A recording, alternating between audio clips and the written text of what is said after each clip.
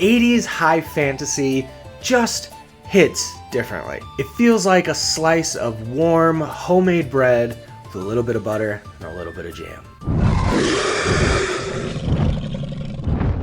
Hey everybody, welcome to Blackthorn Books. I am Dallin R, and if you're a fan of the Stormlight Archive, then you know why my friends call me the Blackthorn. In today's video, we are going to review what I read in February, which was Silverthorn and Darkness at Sethanon, the conclusion to Raymond E. Feist Riftwar Saga, at least the first trilogy. I know there's a bunch of books in the series, but the first trilogy has wrapped up. So we're going to talk about that, spoiler free of course, and then we'll look into some stats. I have my story graph that we're going to take a look at, but I also like to be very transparent, and we're going to take a look at the YouTube analytics. I know some people also enjoy seeing that kind of stuff. But first, if you are a busy adult who still prioritizes reading as a hobby in your life, then this is the channel for you. I talk about fantasy and sci-fi books on this channel every Sunday, so click that subscribe button so you can see more. Thank you. All right, let's get into it. Let's start with Silverthorn. This is book 2. Well, okay, it kind of depends, because Magician, the first book, depending on what copy you have, is either split into two. It would be Magician Apprentice and Magician Master, or it's a combined just Magician. That's the version I had. This is book 2 for me, but depending on your set, this could be book 3. So Silverthorn continues the story. Let's talk about the pros of this book, the good first. Raymond E. Feist decided to have a more narrowed scope, a more focused, grounded story, and I think it was the right call. This reads more like fantasy that I'm interested in. Magician was good, but it was a lot of like esoteric, like thinking about magic and understanding magic through like visions and dreams and like that kind of thing. And like that's interesting, but that's not my cup of tea when it comes to fantasy. This Silverthorn is a lot more in line with what I like in fantasy. So for this story, the back cover kind of gives a blurb about what the story is about, as you know, fantasy books do. But I found like the stuff that it talked about on the back didn't happen until like 100 pages in, which is kind of weird considering this book is only 343 pages. It's definitely shorter than Magician. So he does more with less pages, but he kind of takes his sweet time setting it up. But once it gets going, it is great. This is the traditional kind of quest fantasy. You get together a ragtag team to go carry out a quest. A poison bolt has struck down the Princess Anita on the day of her wedding to Prince Arutha of Krondor. To save his beloved, Arutha sets out in search of the mystic herb called Silverthorn that only grows in the dark, forbidding land of the Spellweavers. Accompanied by a mercenary, a minstrel, and a clever young thief, he will confront an ancient evil and do battle with the dark powers that threaten the enchanted realm of Midkemia. So that's the general plot here. Yeah, it's a lot more focused, which I really appreciated. The cast is a little bit tighter. It still has all these other characters that we've, come to know and love from Magician. We still get, Pug and that group and Thomas and things like that, but they're not the sort of central players here in this story. In this story, it's mostly focused on Arutha, Jimmy the Hand, Lori, and a few others. What I didn't know that I was going to like so much is in Magician, we meet Jimmy the Hand, but it's kind of brief and just like, oh, okay, that's interesting. In this one, we get a lot more into Jimmy as a character, and I quite liked him in this story. He also kind of serves as the knowledge and understanding of this sort of thieves guild, the takers guild, how they operate. So we get to see a little bit more of the sort of like seedy underground of a fantasy city, which I thought was really cool and pretty unique for an 80s fantasy. I think this serves as a really good book 2 for a series. It definitely feels like a book 2 of a series. It continues the overall story, but it kind of tightens the focus and grounds the story a bit. But the cons with Silverthorn are, for me, it's the beginning about 100 pages. Feels like a little like, what are we doing? And then the story sort of jumbles from there. So a little bit of a kind of rough launch. It's not terrible or unreadable or anything like that. It's not like a slog to get through, but just warning you that the first 100 pages is kind of like, okay, what are we doing? It was focusing on stuff I wasn't expecting that this book with this page count would focus on. Not that it's bad or anything like that. Like I said, it just kind of rumbles to a start. if that makes sense. It left some things unexplored. I think it focused on some areas more than I would want it to, and other areas less than I would want it to. But overall, pretty decent. The character work isn't astounding. This isn't a character first kind of story. This is kind of a mix of plot and character. You're getting some character growth, but it's a lot of driving plot forward. Silverthorn, recommend. I would give this one a 3.75 out of 5. It was really good. Which brings us to Darkness at Sethanon, the conclusion to the Riftwar Saga. I'll read the blurb on the back. An evil wind blows through Midkemia. Dark legions have risen up to crush the kingdom of the Isles and enslave it to dire magics. The final battle between order and chaos is about to begin in the ruins of the city called Sethanon. Now Pug, the master magician, sometimes known as Melamber, must undertake an awesome and perilous quest to the dawn of time to grapple with an ancient and terrible enemy for the fate of 1,000 worlds. I think of the original trilogy, or quadrilogy again, depending on which version of Magician you have, I think this is the strongest book in that set. But it suffers from a lot of the same problems that the other books have. And for me, those problems are that when it comes to the magic, when it comes to focusing on Pug, a lot of his storyline is sort of like loosey-goosey rules and sort of like esoteric, like dreams and thoughts and traveling through dimensions and portals. It's very just kind of like magic, if that makes sense. And not that there's anything wrong with that. Some people, that is their favorite type of magic, is this more kind of 80s style, this more kind of classic fantasy version of magic where it's a little bit more loosey-goosey, a little more esoteric. We don't understand how this magic can work. We're not meant to understand it. I think I'm more just a fan, and maybe I'm just spoiled by Brandon Sanderson. I'm just more of a fan of magic systems that have kind of rules and expectations, and you know how things are going to interact with other things, and they kind of have a set of expected behaviors and outcomes. This is very much not that. This is more in the line of like Gandalf's type of magic. Like, we don't really understand it, but when he needs to do something to save the day, he can do that thing. Like, he can break the stone and make sun shine on the trolls, like that type of stuff. So we get a bit of that in here. What I do like, though, is they did focus more on Pug compared to Silverthorn, so we get a little bit more conclusion, because he feels sort of like the main character, at least of Magician. Then we just kind of ditch him in Silverthorn. So we kind of come back to Pug and Tomas especially. And they have this awesome little quest going on while the same crew from Silverthorn going to the dark side of the world to put an end to the main threat, Mermandamus. He's kind of like the Sauron of this series, if you will. This one definitely had a few more twists and turns than I was expecting compared to the other ones, which was great and interesting and made for a fun read. It's 430 pages, and most of those pages are put to good use. I'm surprised he was able to wrap up this entire thing with only 430 pages. So very efficient with the page count.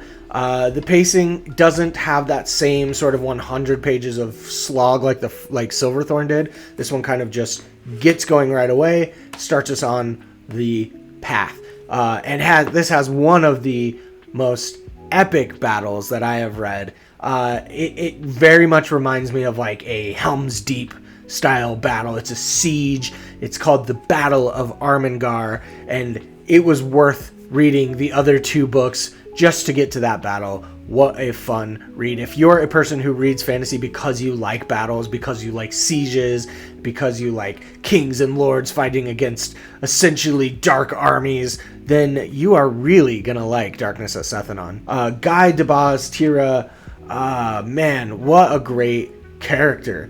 If you've read Magician or Silverthorn, you know they're kind of set up as this bad guy who's conniving and scheming and moving pieces in the background, sort of like a Tywin Lannister, like just this brute force that is both scary but also insanely smart. He's kind of set up in that way, and we get to actually meet him and see him in action in this book. Guy stole this book for me, whereas in Silverthorn it was definitely Jimmy the Hand. It was Guy here in this one, and I think that's a testament to Raymond Feist writing characters. Is he writes some pretty great side characters. I think he's a little bit weak on his main cast, if I'm being honest.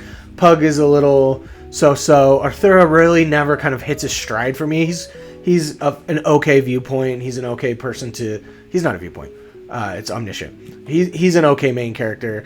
But he never really fully, like... I never fully got into him as the character.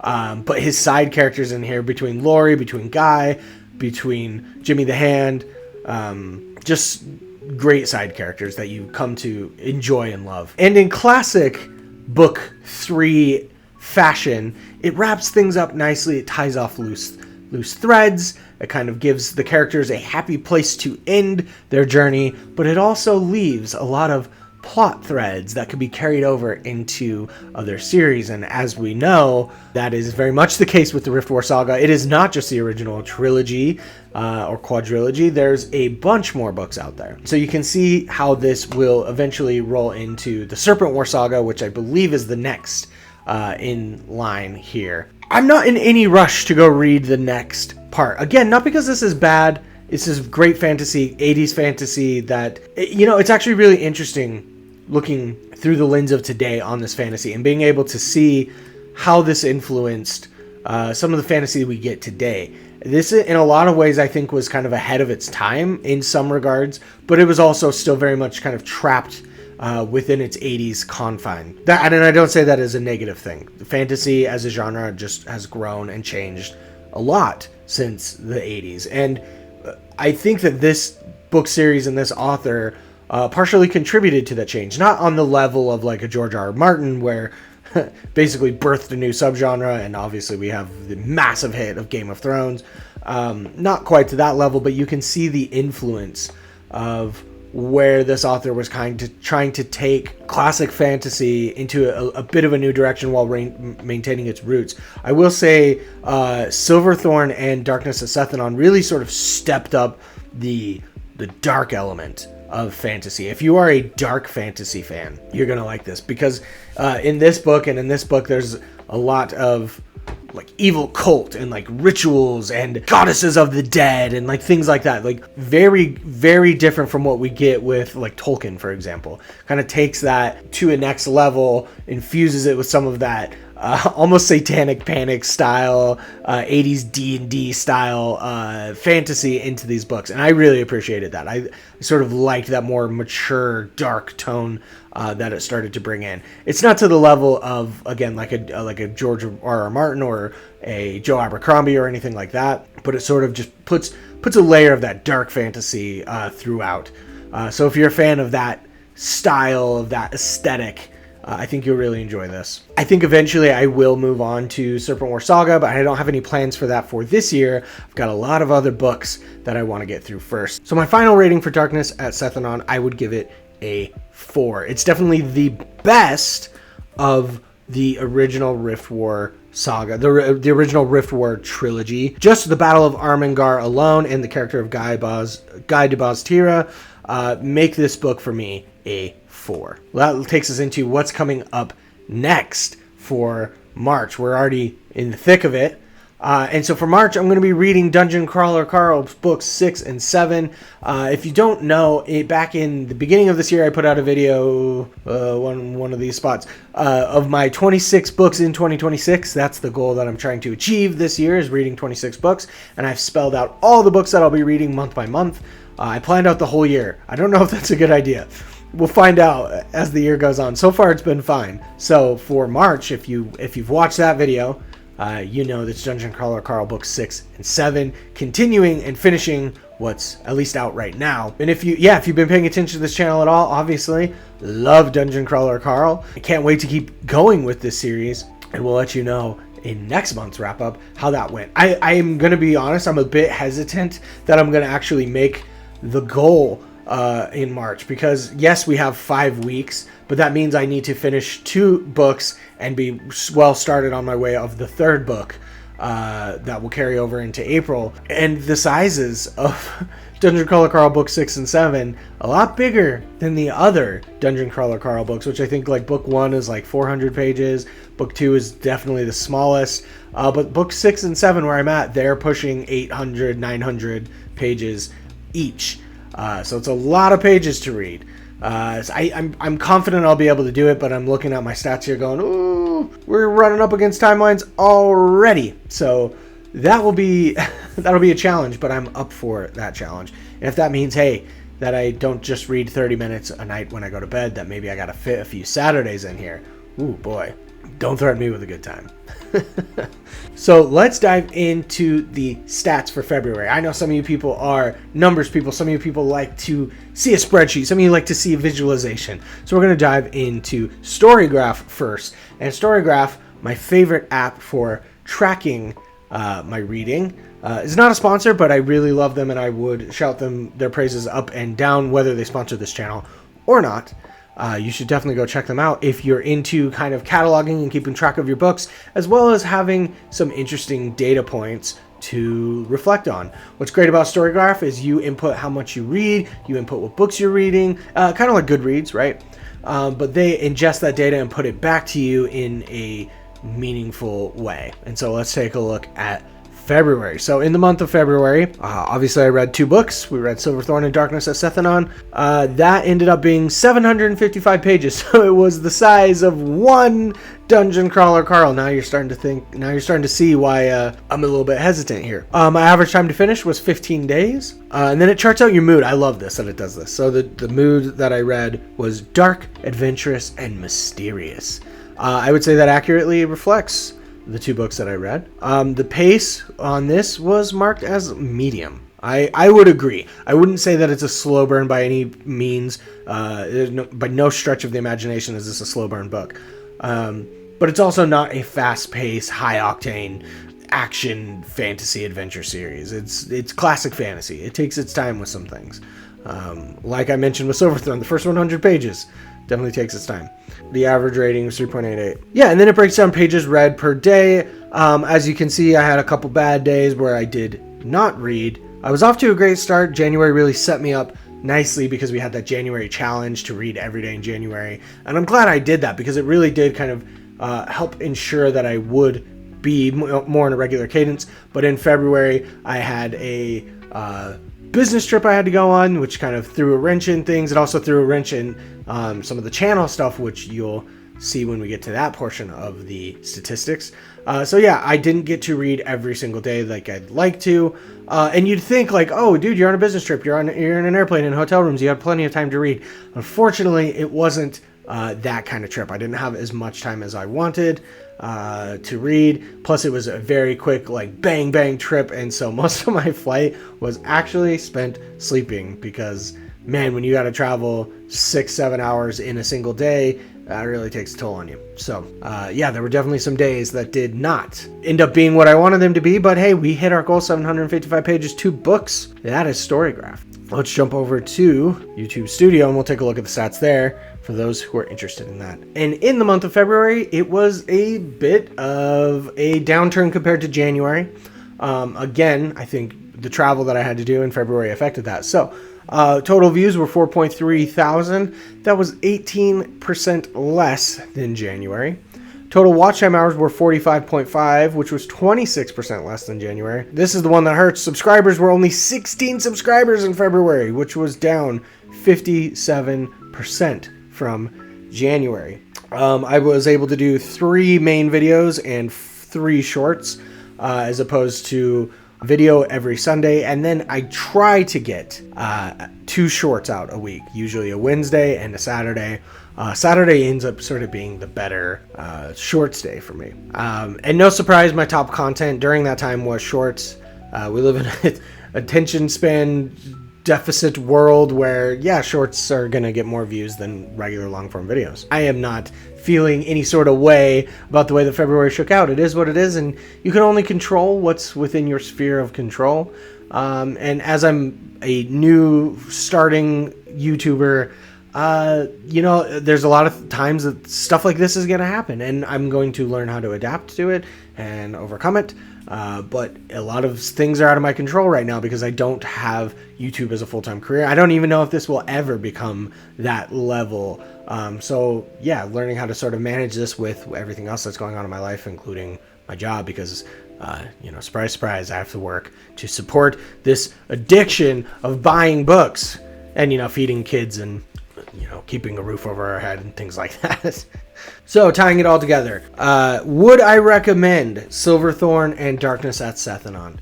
It depends on the reader. I'm not going to recommend this series to just anyone. If someone was just getting into fantasy, they want to be excited, they need the stuff that's going to, make them addicted to reading fantasy, I don't think I would start them here. If you are a medium to advanced fantasy reader who has got a couple series under your belt, and is looking to sort of explore what else is out there, especially if you're interested in sort of like the history of fantasy and you want to look backwards towards older fantasy to see how it affected fantasy you love today, then yes, I would definitely recommend reading these. It's definitely worth your time. I think you'll see a lot of things that you see today. You'll be able to be like, well, clearly that sort of trend started back here, or like, oh, that's interesting that they were doing that in the 1980s. Like, it's good to look back to see how it affects where we are today. So yeah, I would recommend it to that sort of reader. If you're also someone who likes a more plot-driven world, a plot-driven story and less of a character-focused story, highly recommend. And of course, if you're someone who just likes that classic fantasy, you like that classic high fantasies with a slice of dark fantasy kind of mixed in there, then yeah, I think this would definitely be a story that's right up your alley. So if you're that type of reader, I think you would enjoy it. If you are a more modern fantasy reader and really are new to fantasy or just prefer modern fantasy, especially when it comes to magic systems and the way that like wizards and spells and things like that work, where everything has like a cost, almost like a video game. You've got like a mana pool, or like I only have this much resources or whatever. You're not going to get that in this series. So if that is like a make or break for you, then I don't think you will enjoy this one as much. This magic system is a little bit more esoteric and sort of in the air and in dreams and in visions sort of magic. So anyways, that is it for this video. I hope you enjoyed it. If you have, go ahead and hit that subscribe button so we can hang out more. Like I said, I put videos out every Sunday talking about fantasy and sci-fi. Until next time, stay safe, keep reading. I'll see you in the next one. Peace.